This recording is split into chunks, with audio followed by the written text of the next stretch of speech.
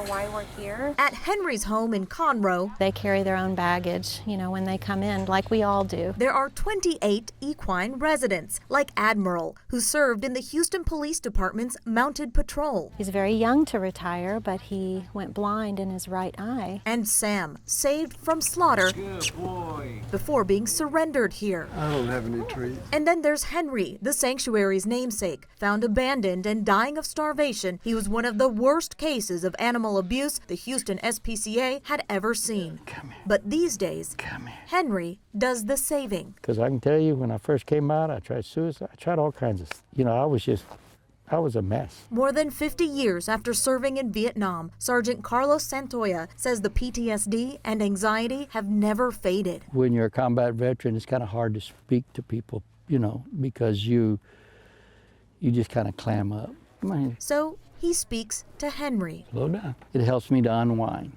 It helps me to let go. Come on, baby. Walk on. Miss Faye, a former carriage horse once put out to pasture, 2 steps. One more. One more. has a similar effect on Tracy Stahl. So I could come out here and spend hours picking up horse poop, throwing hay bales, and just go home and finally sleep because I was exhausted. Come on. Stahl, a Navy veteran herself, is a full-time caregiver to her adult son, a disabled veteran. The stress of it all, she says, finally began to lift a few years ago when she started visiting this horse sanctuary. When I leave here, I feel like Tracy. And for a long time, I didn't know who that was.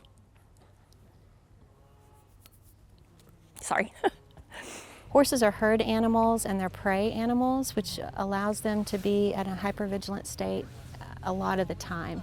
And so we find that our veterans sometimes come in that state. Krista Venezia directs the program here with the goal of helping veterans and first responders learn more about themselves, because this is also a sanctuary for people. There's some place in their life and they're looking forward to what's going to be happening in the future. A future that was once uncertain for Sergeant Santoya, but he now has a new friend helping him along the way, perhaps answering the perennial question, who saved who? With Texans Helping Texans, I'm Rekha Muttaraj.